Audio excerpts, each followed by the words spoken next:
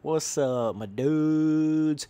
We got the new track editor in Monster Energy Supercross, the official video game 2, which we know very, very little about, but I really wanted to come in here and make this video just to simply talk about it overall, just kind of how the first one was in the first game and some of the bigger improvements that they can make to it and stuff like that. I wanted to dedicate a full video to that because I feel like it deserves it because it's a massive part to any motocross game for that matter, but especially one that has so little content to begin with. You know, a track editor is like, oh my god, like the entire game to a certain extent.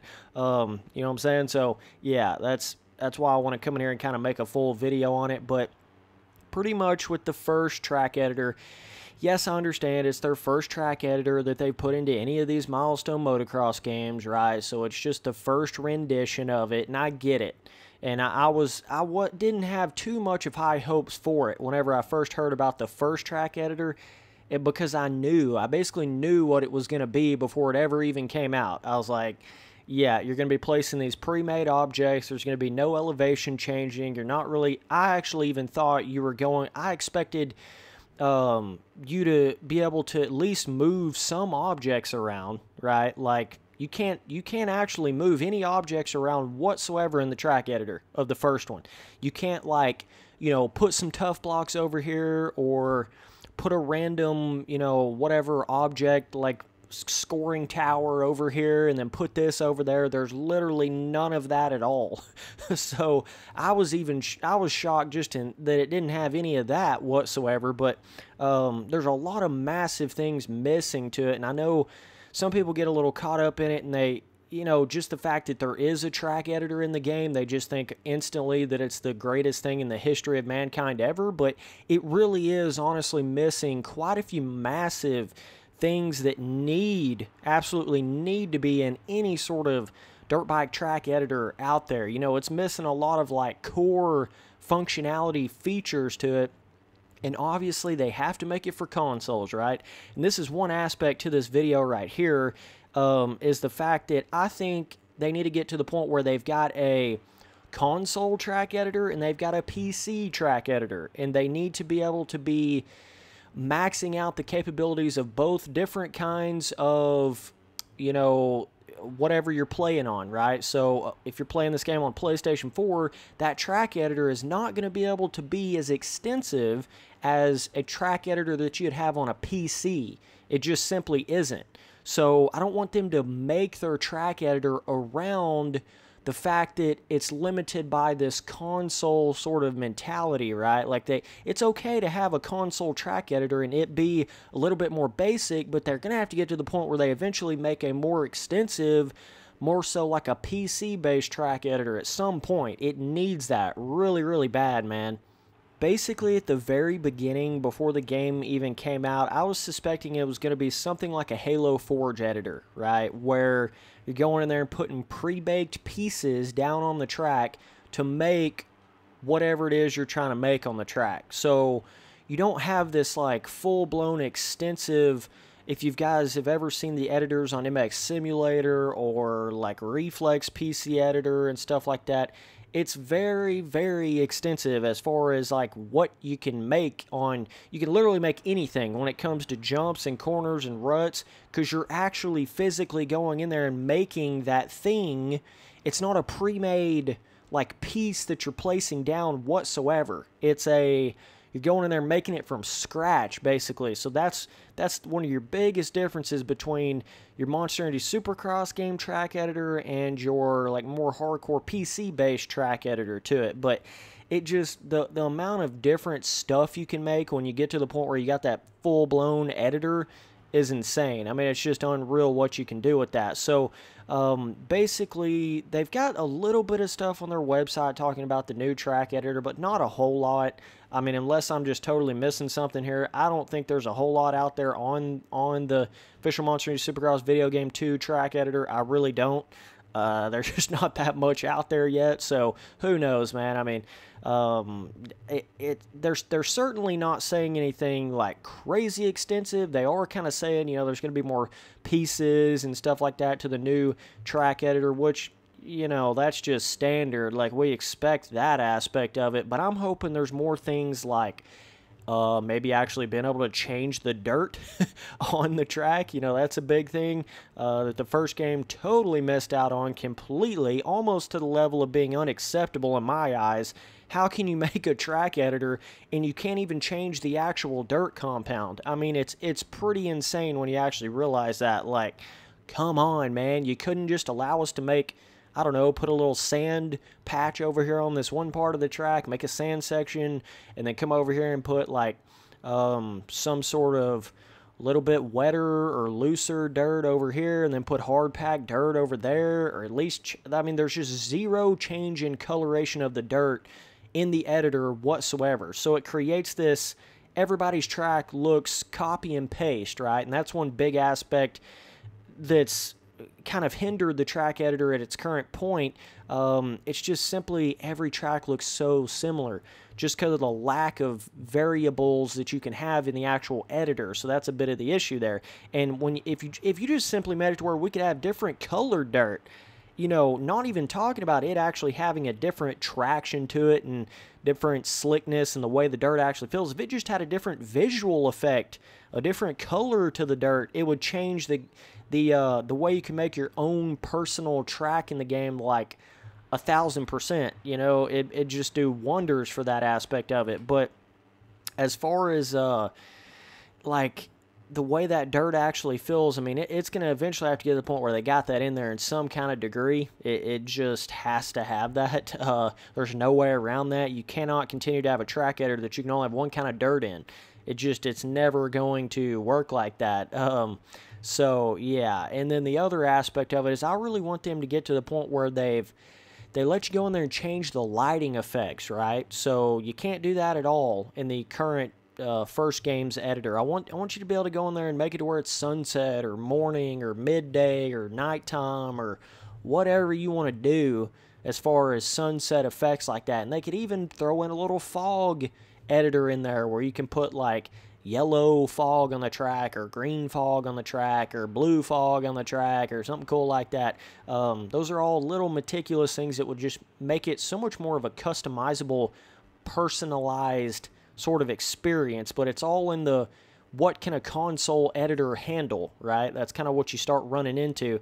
But it's no excuse for Milestone to simply be like, well, we got to make it for these consoles, so you can't have any of that cool editor stuff. Like, no, you can put this bare bones editor in your consoles and put a real editor in your PC version. So I don't want to hear any excuses on that end.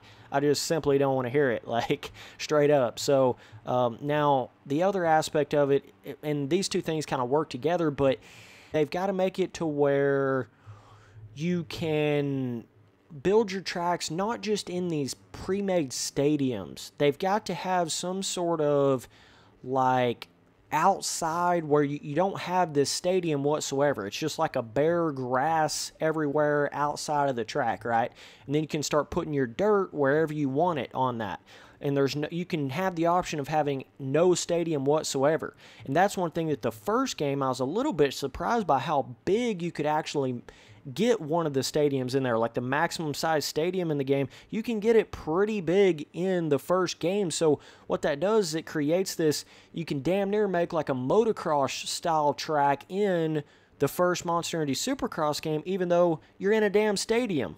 So just imagine what it would be like if they just made it to where you could take that stadium out and just have a completely outdoor sort of editing space and had it maybe a little bit bigger than the biggest, you know, that you can have on the first game. Make it like, I don't know, if you could make it double that size, that'd be amazing. And that would make it to where you could have a lot more variation in your hybrid tracks and your more motocross design style tracks. And all you'd have to do is go in there and just add a couple more different track pieces to that, and you'd have, you know, pretty much motocross tracks in your Supercross game. Just like that. Boom. Instantly, people will be able to do that. But then it gets into, well, do you allow them to add any sort of like elevation to it, right? Because it's hard to have a motocross track without elevation. So then it kind of gets into that. But yeah, just simply having it to where you can make a track out completely outside no stadium is going to give it so much more longevity to that aspect of it for sure. But yeah, I mean, that's something I want to see just about worse than anything, is being able to build it outside of the stadium and making it to where you've actually got more pieces in there, more things that are like, because apparently they're still going down this piece route, right? You're not going in there and being able to make every little thing you want to make. You're still having to place these pre-made pieces like your Halo Forge style. So apparently they're still going to be somewhat going down that route. So I mean, it's kind of the point where they need to start adding more motocrossy, hybridy element pieces into it, so that you're able to make that kind of stuff. In the first game, you kind of had to be a little clever with it. You had to kind of use like super small whoops that are only on half of the width of the track and kind of put those together to kind of make this somewhat of like simulated braking bumps. And then you had to go in there and make really big double jumps and stuff to kind of make these like a big motocross tabletop would be and whatnot like that, right? So you kind of had to almost work the system to get anything that remotely felt like a motocross track in the first game. But if they just went in there and added bigger, like 100-foot tabletops, 150-foot tabletops, you know, all different types of peaknesses to that style of a thing, and then different types of braking bump roughness, make it to where, and this is a big one right here, make it to where you can actually make like inside pre-made lines. You can't really do that in the first game. You know, you can't really make like 3 ruts, pre-made ruts in a corner, or go in there and make like a humongous berm with some inside roughness. Like, it's really, really hard to do that in the first game. So they need to add a lot more pieces in that sense. Even just in the Supercross track editing element of it, they need to have more of that. And one aspect of it that I need to talk about right here is that system of where you can make any sort of weather effect on your custom track, right? So you can go in there and make your custom track and then just simply put it on the rain mode and you've got a muddy version of your custom track, which kind of, it's cool that it's in there, but it's also limiting in a sense, because it's like, you feel like you can't make, like, you know, half of the track muddy and half of it more of a standard dirt, or all these little things that you can make in some of these other editors, like hybrid-wise. It's really hard to do that in a game that already has that pre-made weather system to it. It's very difficult, you know, in the same way with, like, trying to go in there, like I'm pretty sure in the first game, if you actually do a race on the track, then it's nighttime, but if you do, like, if you do, like, a time attack on it, then it's not nighttime. It's, like, more of a daytime, and I think depending on what stadium it is, it kind of makes a different, you know, sunlight effect or something. I don't know exactly how it works. I just know you can't go in there and, like, manually change every little aspect of that, which is makes it very limiting in that sense. But, yeah, I mean, you know, and potentially maybe you can adjust how the terrain deformation is. I know it sounds crazy. Oh, good God. No, they can't have that. It's too much, Spencer.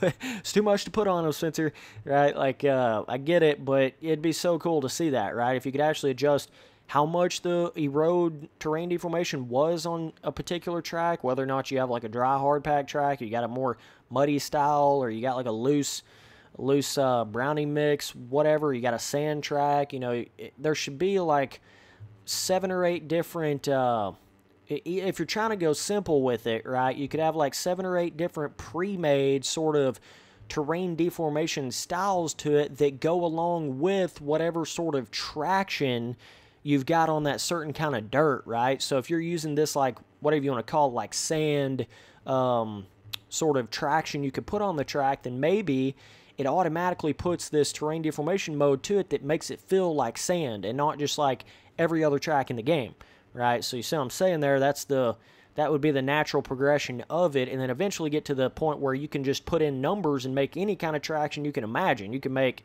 some alien level slick, like sliding all over the countryside, or you can make a concrete level traction track, you know, some damn future SX shit going on here, whatever you want to do there, and make it to where, you know, you can put any number in there and adjust the terrain deformation any way you want to in like a full-blown number range sense.